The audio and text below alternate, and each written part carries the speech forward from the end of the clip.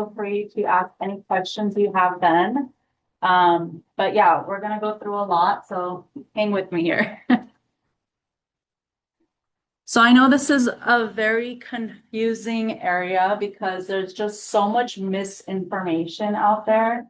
Out of all the areas I've worked, this is one of the ones that I feel like has the most misinformation. So it can be very confusing when you're looking online or looking for help and you hear a lot of contradicting evidence and advice, even from well-intentioned friends and family members. So I'm hoping this kind of goes through some of the evidence-based guidelines, but also makes it really doable for everybody. First things first, there's no one-size-fits-all approach in nutrition, but there are some main things we can go over. But this is not considered like medical advice. You know, everyone has their own conditions and pre-existing conditions. So definitely check with your medical team before starting any specific diet or regimen. Okay.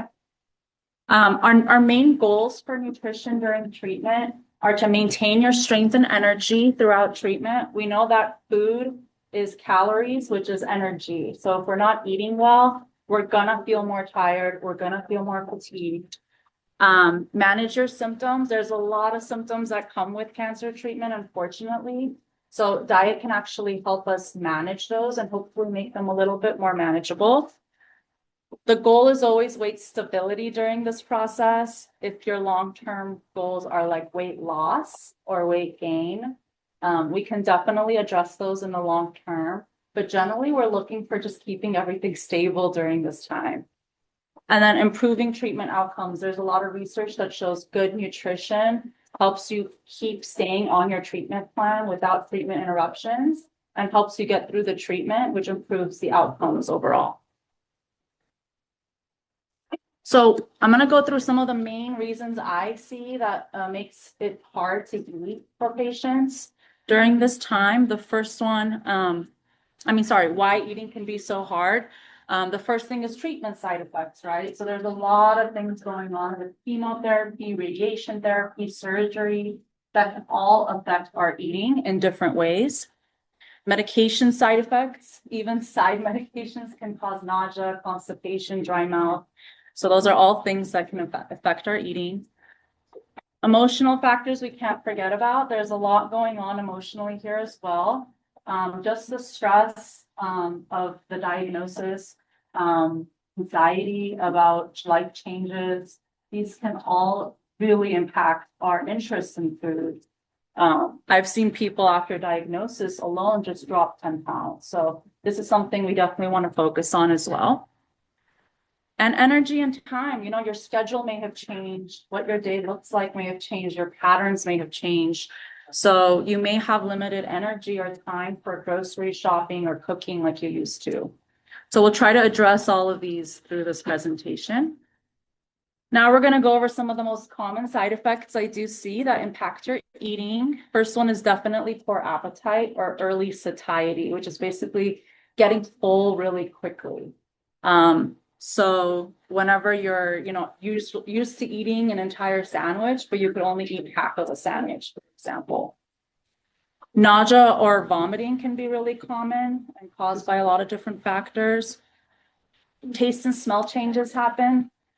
A lot of oral changes can happen, like dry or sore mouth and throat. Diarrhea or constipation, or if you're lucky, both at the same time. Which I do see, and fatigue, obviously. We get very tired as a side effect. So we're going to start with poor appetite because that is the most common one we see. This can be exacerbated by a lot of things like stress and emotions, pain, fatigue, medication side effects, and even fear of food. Like we said, with all the information out there, I hear a lot that people are just cutting out entire groups of food because they're like, I've been told this is bad for me or bad for my cancer. And that alone, that confusion and fear a lot can really impact our nutrition. And this can obviously lead to weight loss, which we know isn't great for treatment outcomes. Weakness and fatigue, malnutrition, loss of lean body mass. So all things we want to avoid, and poor recovery between treatments and treatment interruptions. So what do we do about this, right? We know poor appetite isn't good. So the first number one thing I tell people, small, frequent meals. You may have heard this from your team as well. The frequent here is really important. Okay, so not just small meals, but we want to increase frequency. If you're not eating as much in one sitting, that means you finish half the sandwich now. A couple hours later, we try again to finish that sandwich. Okay. I say 6 to 8 times you want to try eating throughout the day. And that can sound overwhelming if you don't have an appetite. But in reality, we're focusing on little well-balanced mini meals or snacks versus entire 6-course meals. Ideally, you want to start eating about 1 hour after waking up. This usually, helps people kind of to put them on a schedule, and then 2 to 3 hours after that. Again, you're just attempting to eat something. It doesn't have to be a full meal. Don't wait till you're hungry or that you feel like you want to eat, because, in nutrition, we say, listen to your body, mindful, intuitive eating. But whenever something's causing you to have a poor appetite, your body's lying to you, okay? So your body might be starving, but your brain's telling you you're not hungry. So that's when setting a schedule can really help, and avoiding skipping meals. And then stock your pantry and freezer, set yourself up for success. If you don't have the snacks at home, it's going to be a lot harder for you to think, what do I feel like eating? If you pre-plan and have a schedule and some ready to go snacks or meals, that's going to make your life a lot easier. And definitely when you're dealing with this, you want to make everything count. So you're thinking about high calorie, high protein foods. We're going to go over some examples. We're thinking about always boosting our meals and snacks with additional calories and protein when we can. And you definitely want to eat your largest meal when you do feel the hungriest. This is different for everyone. Sometimes it's breakfast, sometimes it's dinner, but you want to take advantage of that. And don't be afraid to drink your calories. Again, this is the opposite of what we tell people when we want them to lose weight, is eat your calories, don't drink them. This is the opposite, because it's a lot easier to drink 300 calories of a smoothie than it is to eat a 300-calorie meal. So you can make homemade smoothies that are healthy and fresh with fresh fruits or frozen fruits. Or you can buy pre-made oral nutrition supplements. You may have seen them at the store, like Boost or Ensure. You could work with your team to find the right one for you, because there's so many out there. But with these, I do caution, they will fill you up. So try to eat first always, and then follow up with a protein shake if you need it. Sometimes I tell people, try drinking it at night after dinner, so that whenever you do drink it and you get full, you're going to bed. So it doesn't matter. Definitely get moving. I hear a lot people are afraid to walk or exercise because they don't want to burn calories because they're losing weight. But actually, this can work in your favor. When you move, it helps your body simulate your appetite. So you actually can end up eating more throughout the day because you're working in that 10-minute, 15-minute walk. It's unlikely you're going to burn that many calories during that walk, but it does help overall. And talk to your medical team, medication review, make sure there's nothing on your meds that is causing you poor appetite, that you may be able to take something else. Think about appetite stimulants. If you're open to it, have that discussion with your team. There's a lot that can help. And meal delivery services, we have so many options these days for grocery delivery, meal delivery. So definitely look into those and see what would help with meal prep. Yeah.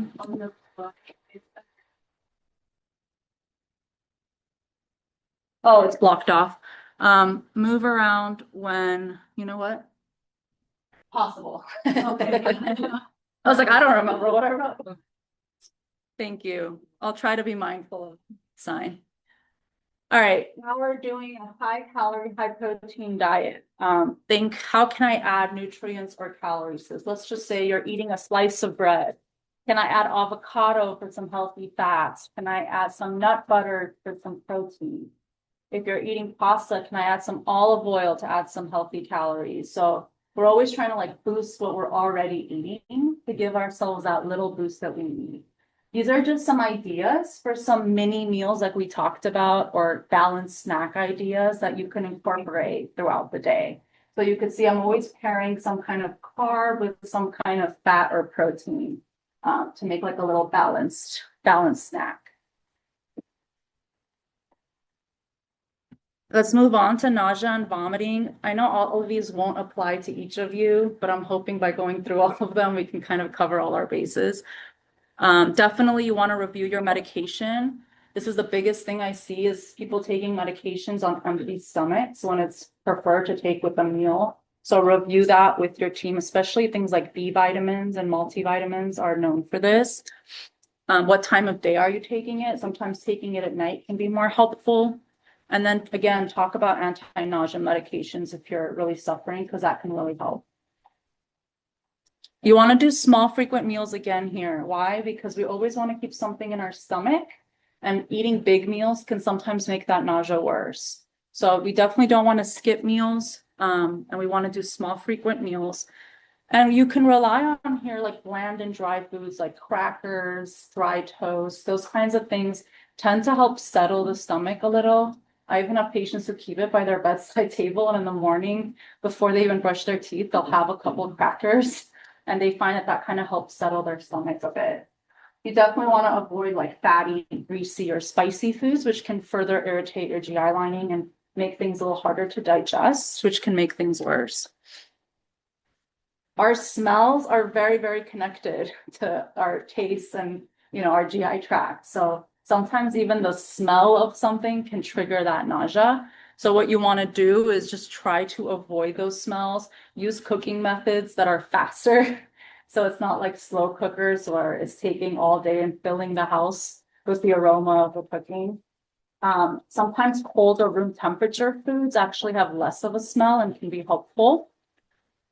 And then eat in like very cool and well ventilated rooms to get that smell to be dispersed. With drinks, I've heard people say the smell of like a protein shake can even make them nauseous. You can then use a lid and a straw to minimize that. And these are just some other tips that have worked for people. Sucking on like hard, sour flavors, tart candies is really helpful. That acetic acid is really helpful for nausea. I think it also has something to do with like distracting your brain from the nausea because of the strong flavor. We know ginger has been used for centuries. Ginger candies, ginger chews, ginger tea have all been helpful.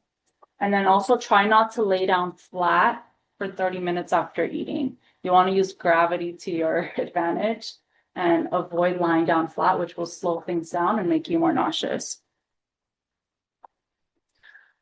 You are going to get a copy of these slides if you request them. I think the recording is going to be available as well, but here's a table of foods to choose and avoid if you are feeling nauseous that you can reference. But basically for protein, you just want to make sure it's leaner meats, eggs, dairy, beans, legumes, nuts, and seeds are all fine. Really, you want to avoid the fried or fatty meats or the processed meats. Side note on the processed meats, we know these have directly been linked to cancer, so we do recommend avoiding processed meats for everybody. But in the case of nausea, it will make it worse. For grains, this goes against what you may have been told in the past, but like white rice and white bread is your friend in this moment. I know that surprises some people, but it's very easily digested. It's a quick form of energy, and it really does help with nausea. So you can rely on those things, but I would avoid anything like garlic bread or fried rice or anything with a lot of fat, basically. Fresh fruits are your friend, especially cold fruits, like a cold watermelon is great for nausea. Any fresh fruits you like, you can enjoy. Vegetables as tolerated. Potatoes are great, especially if you keep them really simple without adding a lot of cream or butter, but definitely avoiding fried vegetables or French fries. Drinks, pretty much most except alcohol or excessive caffeine. A little coffee is fine. And then desserts, again, going for those frozen like popsicles, those kinds of things can help a lot. Again, avoiding like fried desserts like donuts. Moving forward to taste and smell changes. You may have even experienced this if you had COVID, but people report sometimes changes in taste, loss of taste, or foods just taste a little off. Definitely something that can affect your appetite and intake. One thing that can help is rinsing your mouth out before and after meals. So, you can use water. I'm also going to talk about a baking soda rinse that can kind of help reset the flavors in your mouth. It'll help with the pH balance and keeping the inflammation down. Foods at colder room temperature can help, and we really want to rely on heavily seasoned, strong sauces here to kind of bring out the flavors. Normally, you may be okay with just eating like plain chicken, but if it doesn't taste like anything, you can try like putting barbecue sauce or strong flavors. And then using like lemon drops, gum, mints to improve the taste in your mouth between eating. Another common one is a metallic taste, like things taste like metal that shouldn't. Bitter taste, acidic taste. One that people don't think of is just switch your metal utensils to bamboo or plastic. That can actually help prevent that from triggering that metallic taste to begin with. Again, we want to use strongly flavored spices here to counteract those flavors, especially tart foods seem to help. So things like lemon juice, lemonade, pickles, citrus fruits. You can even add some lemon juice to your water if water is tasting really bad, because we want you to stay hydrated. Salty taste, sometimes people say things taste salty when they're not that salted. That's a common one as well. You want to counteract that with sour or sweet as well. Make sure you're using herbs and spices that don't have salt in them when you're cooking. And things that do have salt in them, like canned foods, you can actually give a rinse before you cook with them to get rid of any of that extra salt. And then on the opposite side, we get people with enhanced sweet taste where things taste too sweet. In that case, we're choosing bland or sour foods, diluting juices, and choosing less fruits. Like instead of mangoes, maybe we go for like blueberries. More oral changes that can happen, dry mouth or thickened saliva. Saliva plays a really important role in keeping our mouth clean. That's one of its really important functions. So when your mouth is really dry, one thing we get worried about is increased cavities and inflammation. So this is the mouth rinse I was talking about. I like this because it's ingredients that you have at home in your pantry, or they're very cheap to buy. It's usually water, salt, and baking soda.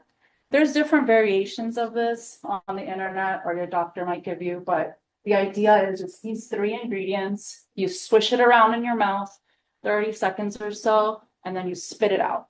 And that can really help loosen any thickened saliva and moisture, again, balance out your pH levels. You can also use carbonated water to help loosen and remove some of that. And you can use mouthwash as long as it's alcohol-free. We don't want alcohol-containing mouthwashes. Talk to your doctor about some medications or saliva substitutes that may help. Some people actually have found benefit with using a cool mist humidifier at night to kind of keep things very moist. And of course, avoid smoking, which can make things worse. Definitely stay hydrated. 8 to 10 cups a day is usually enough for most people. Limit and avoid alcohol. And then it may help to have like soft and moist foods during that time instead of dry foods. So you can use things like sauces, gravies, things like that to moisten all of your food, like your chicken, puree fruits and vegetables in a blender, and just make sure everything's like well cooked and tender. And to increase saliva, one tip is to like use tart foods. Lemon tends to stimulate the saliva. And then using like frozen popsicles, again, ice pops, or sugar-free gum or candy. And the last oral changes we're going to talk about is sore mouth and throat. This can sometimes happen with radiation to this area or some chemo regimens. Sometimes even people can develop oral ulcers, which can be quite painful and difficult to eat. Again, we want to maintain good oral care here. We want to use a mouth rinse, at the very least, the baking soda salt rinse multiple times throughout the day, or a glutamine rinse, which we're going to talk about on the next slide. That can also help. If you do have open ulcers, drinking through a straw can be really helpful to just avoid those areas. Avoiding alcohol and tobacco, of course. Again, using soft, bland foods or pureed liquefied foods and moistening with broth, sauces, or gravy. And again, we included a little table here for you so that if you're confused on like what that looks like in reality, this is exactly what types of foods you want to be eating in each category. So you'll see a lot of soft, ground, pureed, well-cooked foods. For drinks, we're focusing on drinks with calories again, so that you can meet some of those calorie deficits through your drinks. We do want to avoid anything acidic like orange or tomato juice because that can trigger some pain. The glutamine we talked about, this is an amino acid, which is basically a building block for proteins. It is found naturally in your body and in some foods, like some protein foods. But certain treatments do cause your body to use more than it makes. So this is when we recommend doing this glutamine rinse, especially from damage that's caused from, again, radiation to the head or neck area, to the gut area, or some chemotherapy drugs that are known to cause this. And this is the instructions that we give out to our patients during radiation treatment, during chemotherapy. This is in a pill form. You mix it with about half a cup of water or other liquid, as long as it's not a hot or sour liquid. I personally prefer water because you're swishing around in your mouth. So I'd rather just do water than like a sweet drink. And then this is a difference. You're actually swallowing this instead of spitting it out like the baking soda. That's because this actually provides benefits internally as well as externally on the surface as you're swishing it around. Moving on to our favorite, diarrhea. This can be extremely difficult to deal with, and people often get scared to eat because they're like, we don't know what's going to trigger that. Diarrhea can be defined as more frequent bowel movements, but also like softer or more liquid consistencies. The most important thing here, I would say, is hydration. So you're losing more water when you're having looser stools. So you really want to replace that with at least 8 to 10 cups of water a day. And I like to say when you have a looser stool, you want to replace it with at least 1 cup of water after. So that's on top of the 8 to 10 minimum daily. You can also try oral rehydration solution. There's a lot of brands that we like. Liquid IV, Pedialyte, Drip Drop are all great brands. Gatorade, you can. I just don't like it as much. It has way more sugar and not enough salt to be considered a rehydration solution, but it is still hydration. So you can drink it if you like it. And then we usually put you on this diet called a low residue. You may hear it's called a low fiber diet. And basically, it's just a type of diet to help your body kind of take a break. And it's foods that are easier to digest so that you're not triggering more diarrhea. We usually recommend starting it once you start having symptoms. There's really no benefit in following it as a preventative measure. It's more like if you start having it, then you could start following this diet. We want to avoid really fatty foods, fried foods, caffeine, spicy foods, or foods that are high in insoluble fiber, which we'll be going over. Dairy is sometimes tolerated for most people, sometimes it's not. Even if you haven't had a lactose intolerance before, some forms of treatment, like radiation treatment to the pelvic area, can cause lactose intolerance to start. So it's something to keep in mind if you're noticing a pattern where you eat dairy and it's causing loose stools, something to think about. And then we generally recommend staying on this diet for about 1 to 2 weeks after that treatment is completed, just to kind of make sure that the treatment is out of your system. This is another table.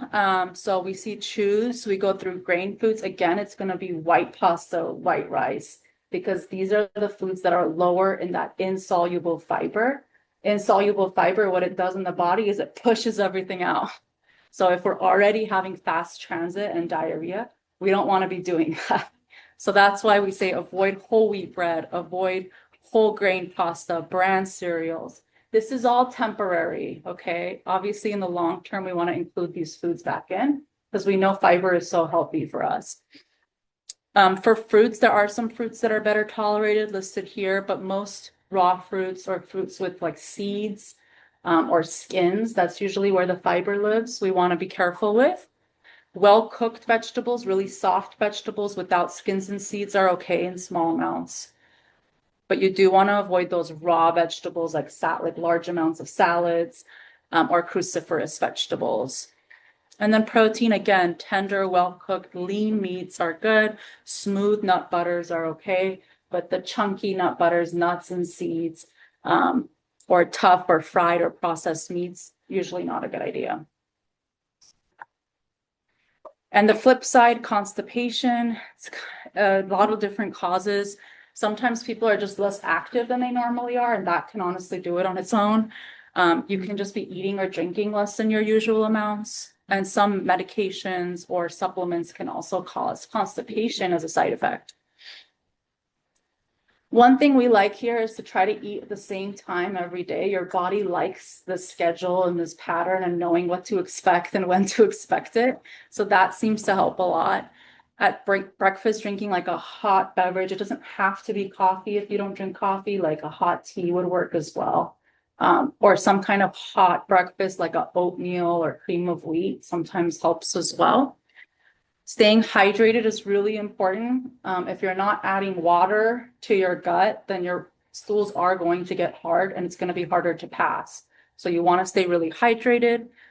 And we do say to try to increase fiber, but I do caution if you're not used to eating a lot of fiber, we don't want to add it all at once and go crazy on a high fiber diet, because that can actually create a blockage and make things worse. So I say try to focus on 1 to 2 high fiber foods a day. And then there's stool softeners, there's laxatives, and there's fiber supplements you can talk to your doctor about as well. I like to include these recipes as well. They're just like easy recipes you can do to help manage both side effects. For looser stools, we like that white porridge, rice porridge, because it helps soak in extra water in the gut. You basically cook water down. You cook rice down in water for like 40 minutes. And then you can put that in the fridge and eat it. You could also use chicken broth or veggie broth for more flavor. And for constipation, we have prunes, which we know have sorbitol that help with constipation, prune juice, applesauce, and bran cereal. Kind of blend it all together. And then you do like a 1/4 cup serving a day to see if that will kind of help as well. And the last side effect that we do see a lot is fatigue. This can look like weakness, tiredness, fogginess, trouble thinking, lack of energy, lots of causes from cancer itself to cancer treatment, medication side effects, stress, changes in sleep patterns, eating and drinking less or moving less. Ask for help from your community, from your friends and family, for meal prepping, for grocery shopping. Try grocery or meal delivery services or ready-to-eat frozen meals when you can. Prepare large amounts of foods when you feel best and then freeze portions for later. Choose high calorie and high protein foods, drink a lot of water, try not to skip meals, and stay as active as you can. I know that sounds weird because you're saying I'm tired, but actually staying active and walking can help with overall energy levels significantly. So even if it's just a walk around your block once a day, that's still good because it kind of like keeps your body moving and improves overall levels. Now we're gonna go into like a little Mythbusters section. We're gonna have some time for questions and answers, but I like to get some of these most common questions I do get. You know, we can just kind of address these, and of course you can ask more questions if you'd like. So this is probably the most common is sugar feeds cancer. And this is a myth. So you are able to have sugar. Obviously, all cells in the body, including healthy cells, do use glucose as energy. Glucose is actually our brain's preferred form of energy. And so I wish there was a way to like starve out cancer without starving the human. But there really isn't, because all of our cells need glucose. There is no evidence that cutting out sugar from your diet starves the cancer. I wish it did, because I would just put everyone on a low sugar diet, and that would be great. But unfortunately, that's just not the case. And over restricting carbohydrate foods, I mentioned that because we know when we eat carbohydrates, the body uses it as sugar in the body. That can actually lead to unintentional weight loss, more fatigue, and less tolerance to treatment, more interruptions in treatment. So I don't recommend a keto diet or a very low carb diet for most of my patients. There is an important nuance here. You know that sugar is not good for us. I don't need to tell you that.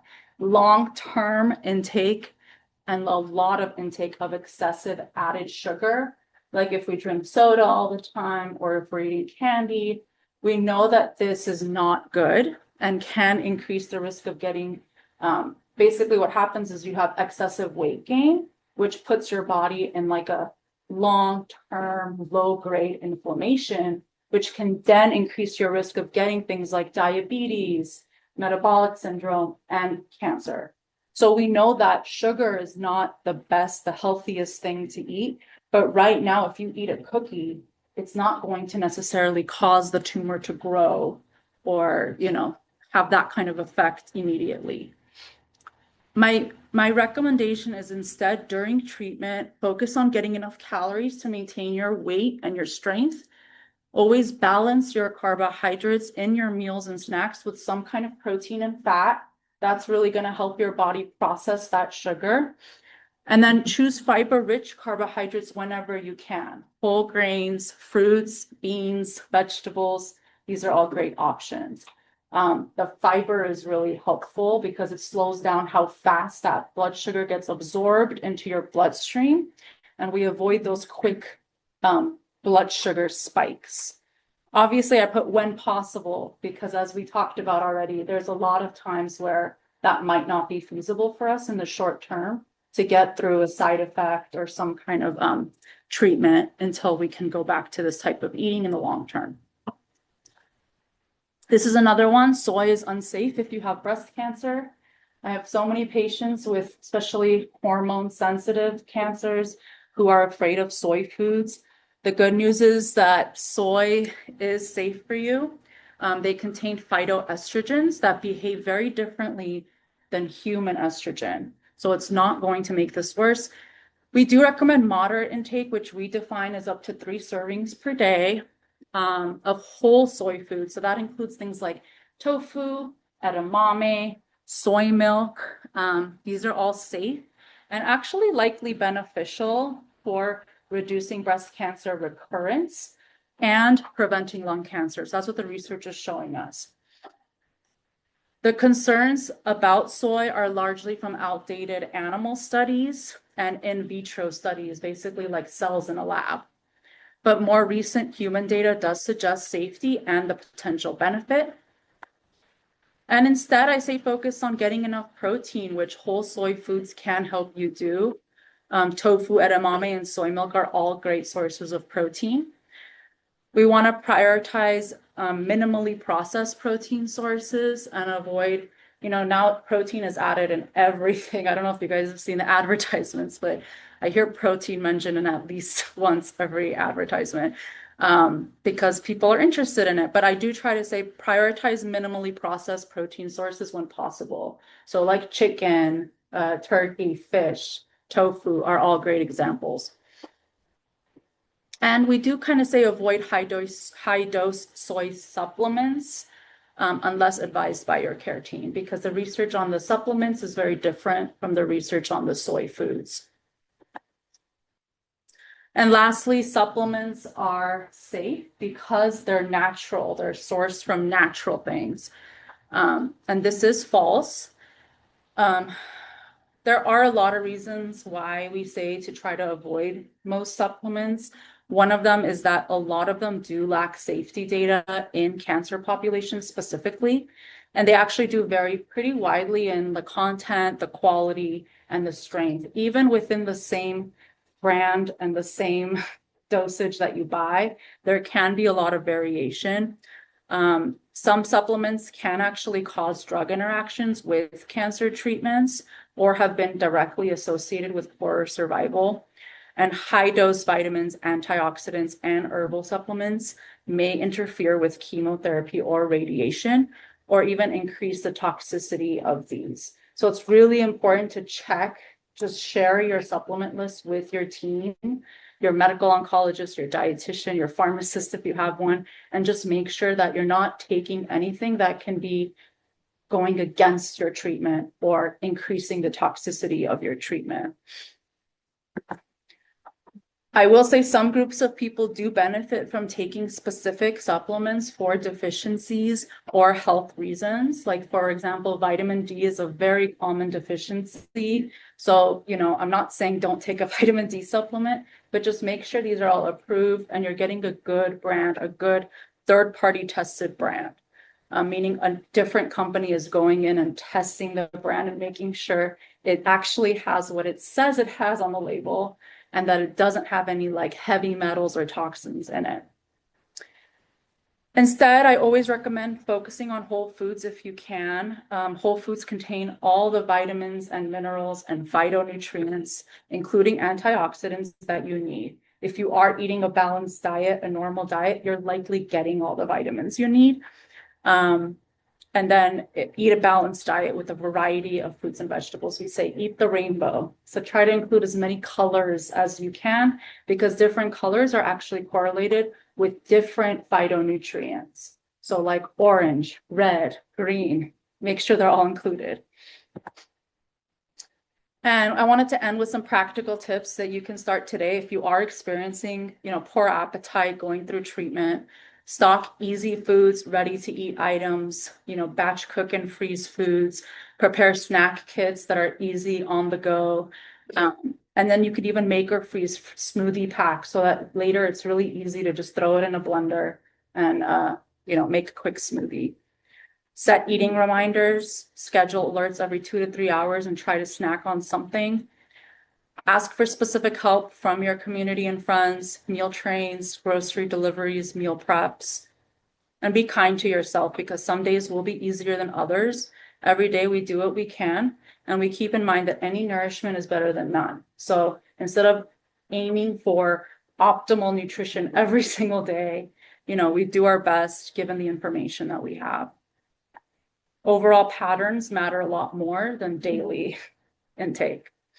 And these are just some trusted online organizations I wanted to include with some guides on eating during treatment, some evidence-based treatment tips, and some recipe databases to get some really healthy, quick, and easy recipes. Also relying on local support. We're at one right now. But support groups, community programs. There's a lot of meal delivery services if food insecurity is an issue. Meals on Wheels, Project Angel Food can often deliver free meals directly to your door. You can ask like a social worker or dietitian at your program for more information to see if you qualify. And then grocery deliveries. Most grocery stores do provide delivery services. So it just takes one thing off your plate if you can. And that's pretty much all I have. I know that was dense. But I'd love to hear any questions. Yes, we already have a lot. I saw your hand go up first. Go ahead. Okay. I'll just keep it to two. Yeah. Sure. So I know it's you mentioned low fat dairy. That's 4%, and why low fat? And also I think get a big floating stuff that I do.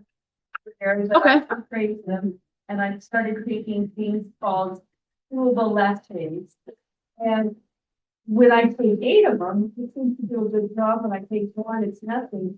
And I wonder, so the question is, am I over medicating myself with too much lactase to be able to eat? Yeah, I hear that a lot with the lactase enzymes because I'm trying to find that slide where I had the low fat dairy for you.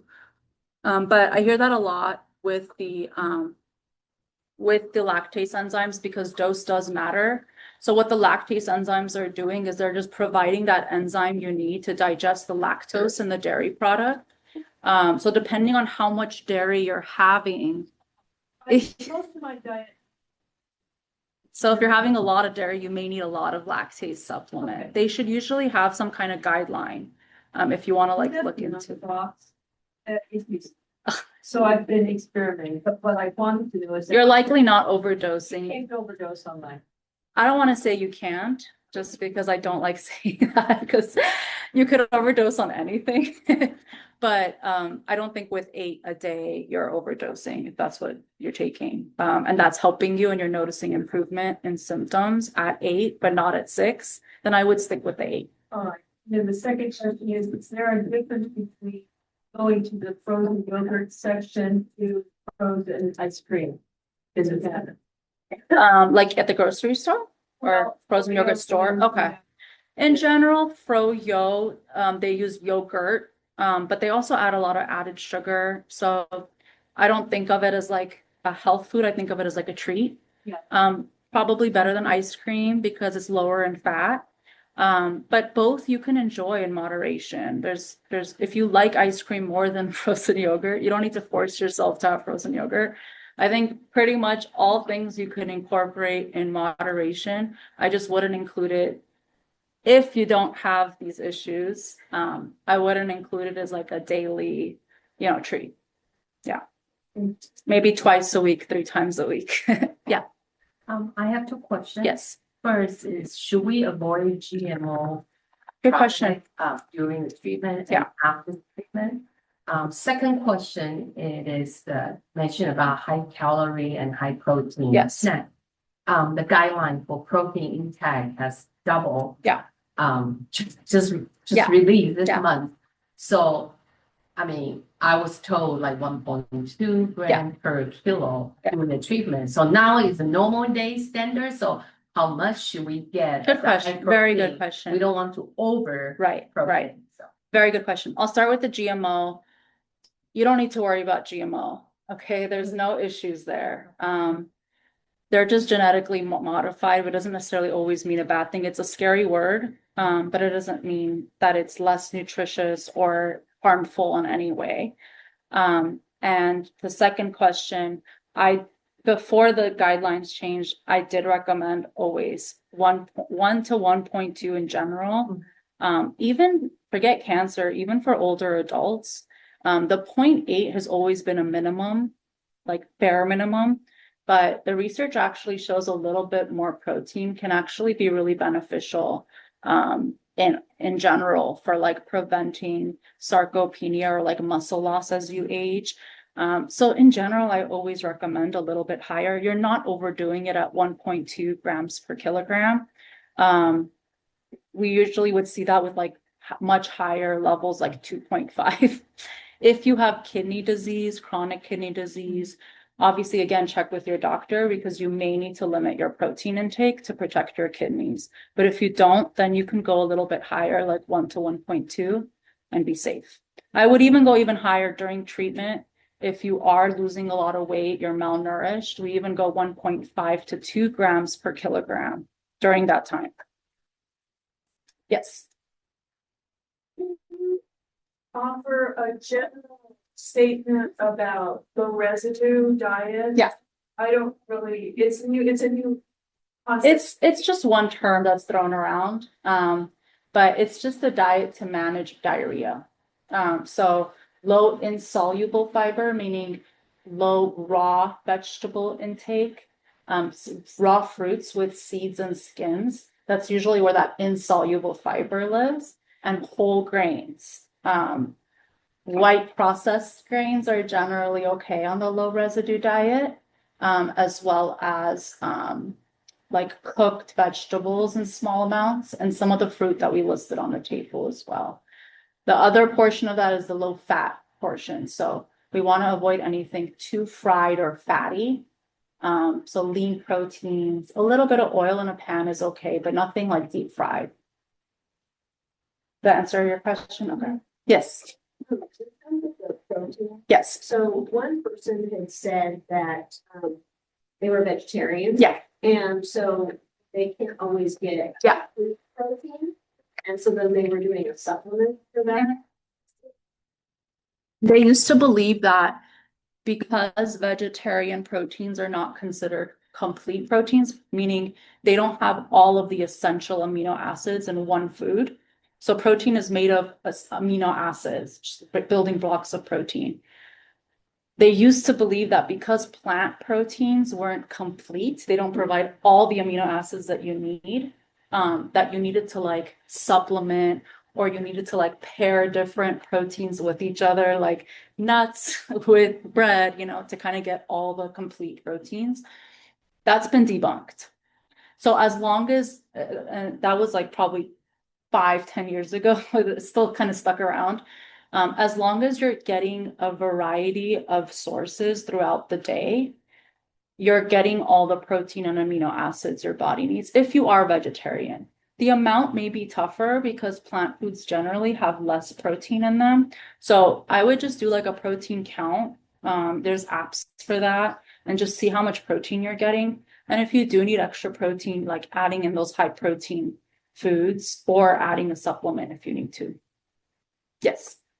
You talked a lot about increasing your appetite, but the steroids and Yes. hormone treatment. Yeah. How does that play into it? Yes. How do you deal with that? Yeah, no, good question. Sorry, I didn't have time to include everything and every treatment. We do see increased appetite with some hormonal treatments, some steroid treatments. The most important thing to do is just follow a well-balanced diet, increase your fiber. Fiber is your friend. It increases fullness cues. And so filling half your plate, for example, with vegetables is a really helpful way to do that. And you're filling up on less calories, but high fiber, nutritious foods. And that's what's really important. Mindful eating does help a lot of people. I don't know if you're familiar with it, but it's kind of listening to like internal cues of hunger versus just like wanting to eat or appetite. It used to work. Yeah. Working with, I think, a dietitian, if you can, would be really helpful because weight loss is not easy. It's really, really tough. So it does require a lot of like work. But yeah, I think focusing first on increasing your fiber as much as possible, replacing any like high calorie, like quote unquote unhealthier snacks with like fresh fruits and vegetables is kind of, and increasing your protein intake. Basically, we're just trying to increase your satiety or your fullness cues as much as possible. So it takes less calories to get there. But it's hard, I hear you. It's not easy. Yes. What about what do you have to use salt? Yes. How about, because it's so hard to kind of figure out. I know 2,000, less than 2,000. Yes. I know. It's a tough one because so many things have salt in them. Number one, focus on eating at home as much as possible. Anytime you eat out, even if it's a healthy vegan, organic restaurant, they do add a lot of salt, unfortunately. So when you cook at home, you have a lot more control. Our taste buds are adaptable to our diet. So when you eat a lot of salt, you may notice that you actually, the salt's kind of muted and you need to add more salt to get flavor. But stick with it because as you reduce salt, your taste buds do change with your diet. So food starts to taste better with less salt. Check nutrition labels. Do you know how to do that for the nutrition facts? Listen, I checked this one and I was shocked. It tastes fabulous. Then I looked at the sodium, 1,200 milligrams in one, but it's so good. Yeah. So- I mean, that's going to happen when you eat out, or like I said, even healthy foods, when you eat out, it's going to have a little salt. Once in a while, it's okay. But if you do need to be mindful of your salt intake, try to eat at home so you could control as much as possible. Buy low sodium versions of things like on cans. If you eat canned food, try to avoid like prepared frozen foods as well. Those have a lot of salt. Use lots of herbs and spices that don't have salt in them to flavor your foods. Be careful with things like garlic salt. They do have salt. So garlic powder is what you want to go for. Yeah. There are also a lot of, sorry, I see you. There's a lot of meal delivery services now available for people who are on a low sodium diet. So they purposely pay attention just to that aspect. Yeah. Yes. I was surprised how much salt is in cottage cheese. Oh, yeah. And how awful bread tastes with no salt. Yeah, bread too. Yeah. Once you start checking labels, it's actually really shocking when you keep that 2000 in your mind. I actually love cottage cheese. It's a high protein food. So again, everything in moderation. You know, you don't need to obsess over every nutrient if you don't need to. But if you've been put on a low salt diet, I would definitely be careful with cottage cheese. There's no cottage cheese that's low salt. It's very hard to find. I've looked. I think I've seen it at Whole Foods before, but not every store has it. It's hard to find for sure. It is where it gets a lot of its flavor. And I think how it's processed as well, they use salt in it. Glutamine. Glutamine, yeah. It's just a powder. You can find it on Amazon. And you mix it with water and then you swish it around and you swallow it. Is that for your joints or your mouth? I think you're thinking of glucosamine supplements. Glutamine is for your mouth if you're having mucositis as a side effect, which is basically oral inflammation. It can kind of help keep inflammation down, keep the pH balance, and hopefully prevent, if not help treat oral ulcers. It's like just a supplement that some people add on. You mentioned low fat dairy. Yes, you just say that. Why Do is you know the which dairy- section it was in? I don't, It was the beginning. because I It didn't say full clear, it just said low fat dairy. just want to know what context I was talking about in so I can be clearer. It was at the very beginning of. Very beginning. Proteins. Generally when I say low fat dairy, I mean like 2% or less. Why is the higher fat? I thought that was good, yeah. It's a whole discussion.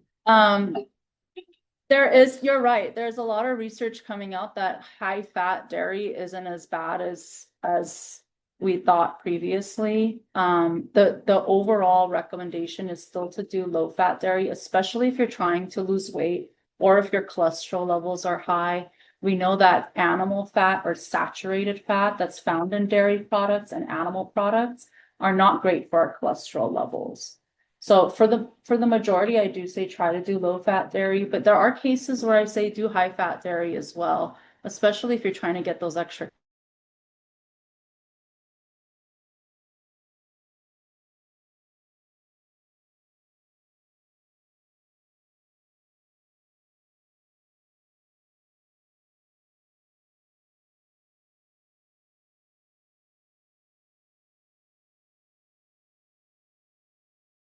A lot of stuff in it besides milk. And that's why I was concerned, because if you just have milk and then you eat the curd off your milk, then you're eating your cheese, natural food, instead of processed with all this other roads and roads. I agree with you when it comes to some dairy products, like for example, low fat sweetened yogurt tends to have more sugar because they try to replace that lost flavor with something else. So that is something we want to be aware of. But in general, just like a natural low fat cheese, not an issue. Yes. My understanding in terms of the fat being good or bad for you, and you were saying, you've heard fat is good for you. That's been more in terms of fat from avocado or fat from nuts, that they didn't want people to stop eating fat in general because there are some really healthy foods that are fat that are good for you. That is true. Yeah. Plant-based fats like avocados and olive oils are considered unsaturated fats. And that is actually good for us. So that's why you'll see a lot of avocado and olive oil on my slides. So that is different from saturated fats that are found in like high fat meats or high fat dairy. Yeah. Yeah, because years ago they would say everyone has to be on a low fat diet, and they don't say that anymore. It's the type of fat does matter a lot. But there is some new studies coming out about cancer patients specifically and high-fat dairy not being as bad and maybe even being protective against breast cancer, which is really confusing too.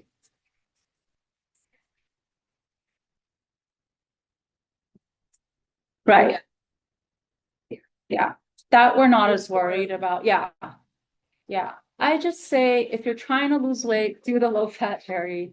If you like the high-fat dairy and you need the calories, then go for it. That's my current advice. Talk to me in 10 years. We'll see if that changes. It's part of what makes nutrition science a little confusing, is that it does change sometimes, but I think of that as a good thing because we do change towards what the science says. And that's always a good thing because we do listen to where the data is taking us.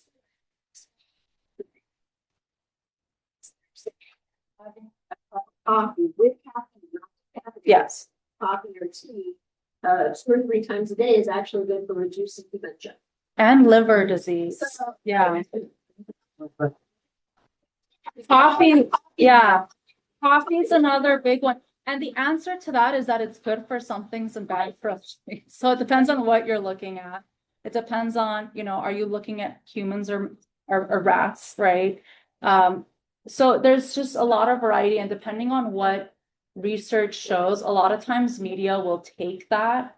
They'll do a study on rats and they'll take that and they'll run with it and make this big headline that says coffee will save your life, or like red wine is as good as exercising, which I have seen a real news headline.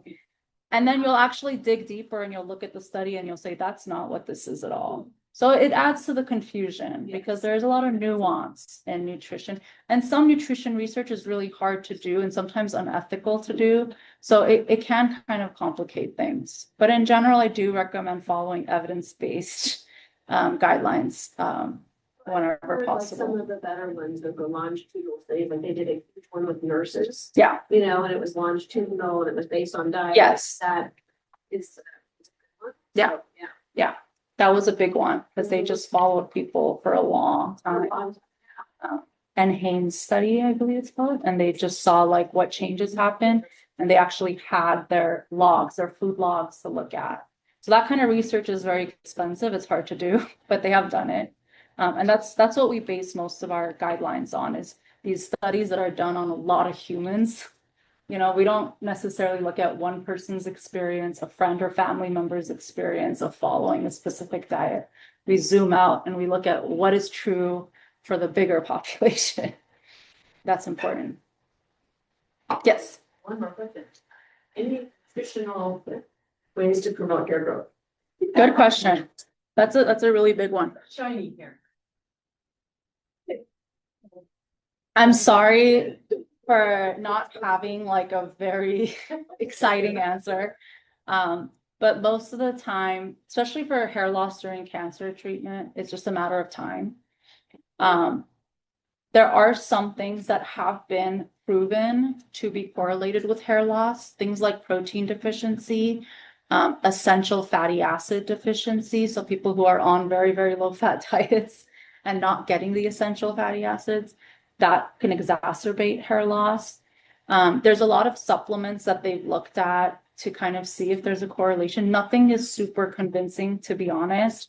People do take like supplements like Nutrafol, and I've had such mixed results from patients. Like some people are like, it helped me so much, and some people are like, it did nothing. And I think it's just because hair loss has so many different like reasons. It's not always a nutrient deficiency. So again, check with your doctor before starting anything. But and it's also a very expensive supplement, I believe. Yes. Yes, true. Yeah. Yes. Could you say a couple of words then about the essential fatty acids, like why are they essential and how many are there? Ooh, bringing me back to school.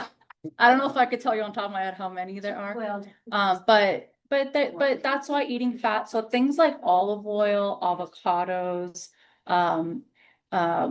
nuts and seeds are another great source.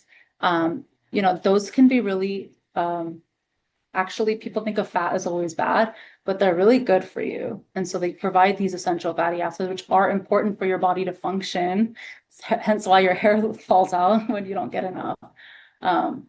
So I can get back to you on the exact names, Well, but seed oils, because I recently good on question. YouTube. Yes, Seed oils is a big villain.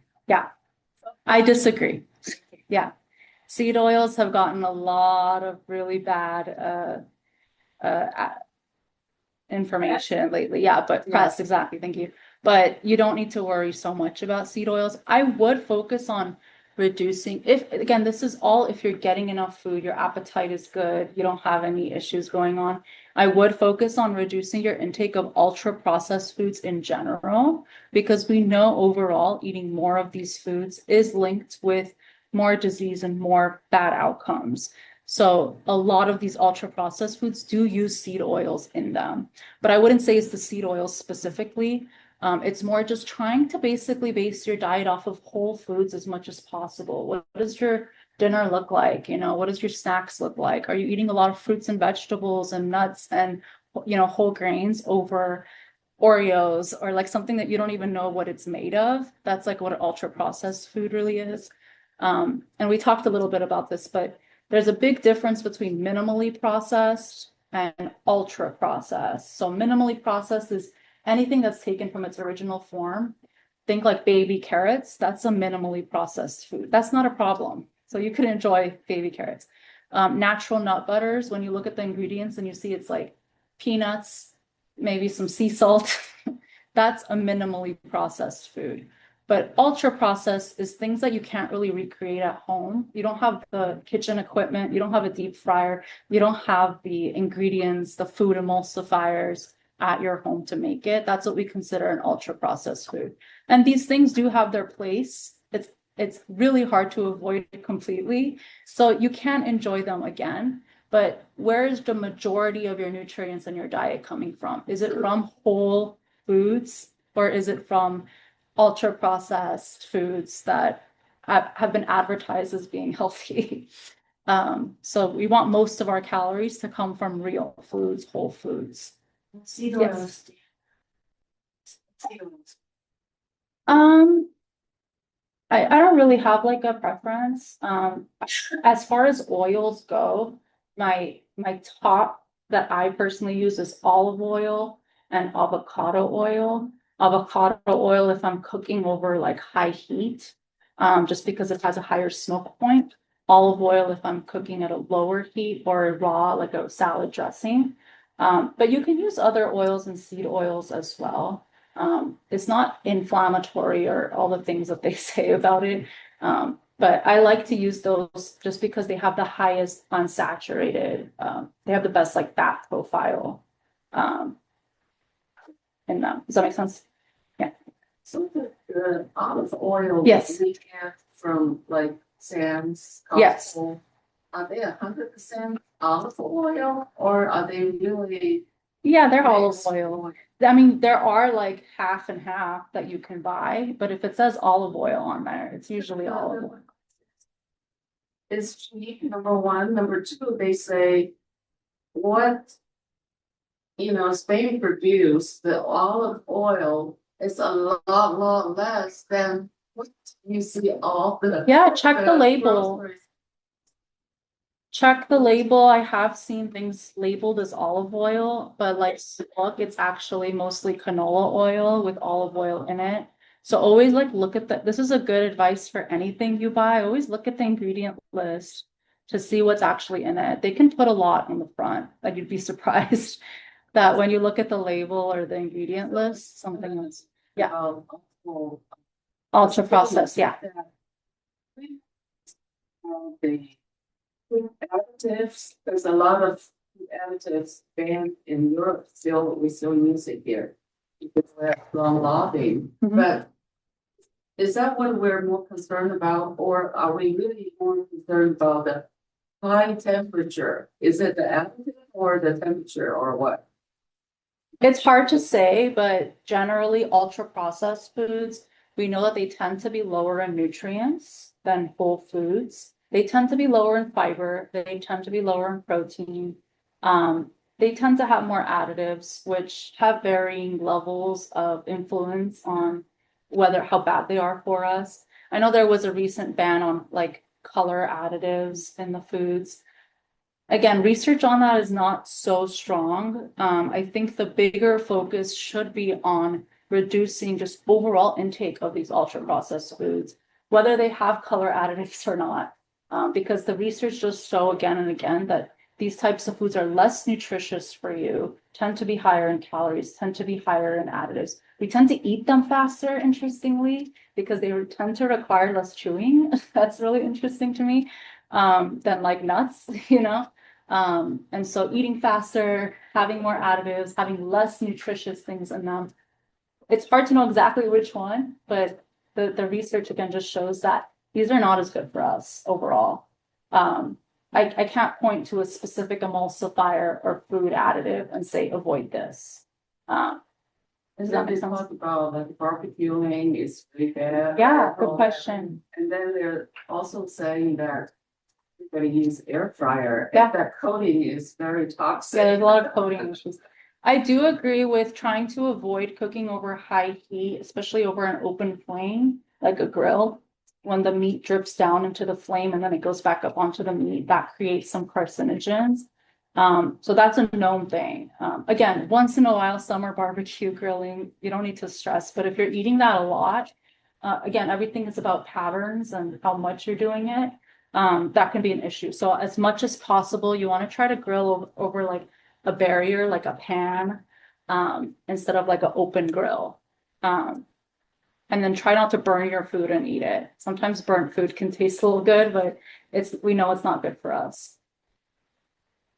I think what you're talking about is about dishonest manufacturing of olive oil, where there's been they found fraud. And so you can actually tell the bottle because they have found that some organizations have been dishonestly mixing things, but then the label doesn't tell you. It's of course. You know, it's a business like to get eyeballs and views and so. So, yeah, there's a lot of, there's food recalls on healthy foods, so you can scare yourself off of eating everything. If you find the right recall, you can. And so I would caution against that. Olive oil is good for you in most cases. Of course, there's always going to be food recalls, infections, fraudulent,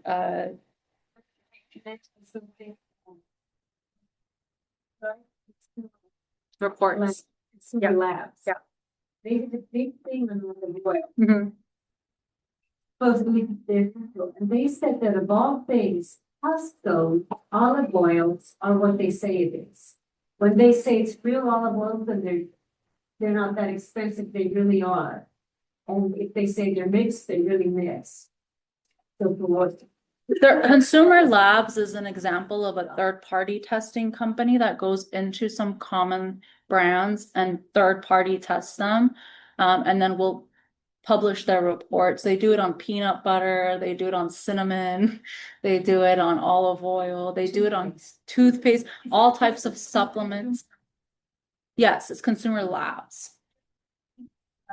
I believe so. I don't know if there's a correlation between, they're their own website. You can subscribe to them. We have a subscription as well. So when someone tells me they're on a supplement, I'll often go and check and see if they've tested it. It doesn't mean that if they haven't, that it's not safe. But sometimes you'll find, some issues with certain brands and supplements. But yeah, Costco has sometimes tested really well for things. You just never know. What about Yes. the seafood, about that? Yeah. Yeah. Microfiber, micro. Yes. All the same thing. Oh, microplastics. Because it's hard to avoid. Microplastics are everywhere. You can do some things like try to avoid buying, fruits and vegetables in plastic containers, but they're really everywhere. It's so hard, and some of it is out of our hands. I don't want to scare. We don't know that for sure. We know they're not good. But I would try to, if you can, I would try to avoid drinking out of plastic and using plastic a lot. Seafood. Seafood, yes, that was your next question. Mercury content, arsenic content in tuna and some seafood. Some bigger, like more predator type fish, like shark tends to be more susceptible to that. Things like salmon tend to be less susceptible. They find less toxins in them. But it is worth considering. Again, Consumer Labs does third-party tests, some common like canned tuna brands. When I looked at it, I think like there was a lot of Whole Foods options that were cleared, but some Costco options weren't, for high arsenic or mercury. The type of tuna matters too. Albacore tends to be higher in like mercury than when you see like canned light. Those are generally better options. But if you want to double check, you can always check for third-party testing on the brand that you tend to buy. But as long as you're not overdoing it, if you're eating it like less than, if you're eating it like once a week or less, I don't think you need to be too concerned about it. But if you're eating it a lot, I would just check for third-party testing to see if you have a good brand. Heard about one of the other things that I told it to reducing shrimp and lobster and like bottom feeding fish like that. Have you heard of that? No, generally shrimp is actually considered a pretty safe option, but we could look more and see. If it's a really recent one, I may just not have seen it.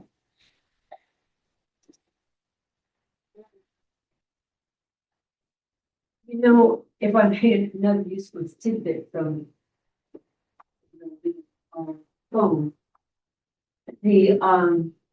what matters on our fish is how big its mouth is, the fish. So, big mouth, eat more other fish than big. Salmon, for its size,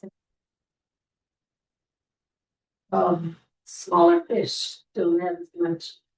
Big mouth in humans, bad too. I'm just. It's pretty. It's bad for you, right? No, we don't really see that correlation as much. You can have farm raised. Like I said, too much of anything, you can find problems with anything. But overall, salmon has really great omega-3 fatty acids, which are anti-inflammatory, high lean protein source. So I do recommend eating salmon or some kind of fish like that, especially salmon is one of the best sources of omega-3s. If you like farmed better, go for it. You're likely not eating it every day. So again, everything just in moderation, but it is overall, if we zoom out, a really good food to incorporate. Is that good, or which brand is good? Like fish oils or omega-3s. I always say try to get it from fish if you can first. If you hate salmon and hate fish, you can always look into like fish oils. Again, I would look for a third-party tested brand. Nordic Naturals, I think, is a good brand, but I would just check and see what is on their website. They should list not only are they third-party tested, but by who. And try to get as much data on it as possible to make sure it's safe. And also check with your healthcare team. Some doctors say fish oil can increase your bleeding risk and make your blood thinner. So like sometimes they say hold it before surgeries and things like that.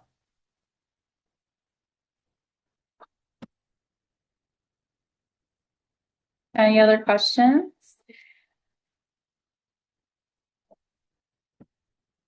Would it be better to have higher levels of fat like cheese Yeah.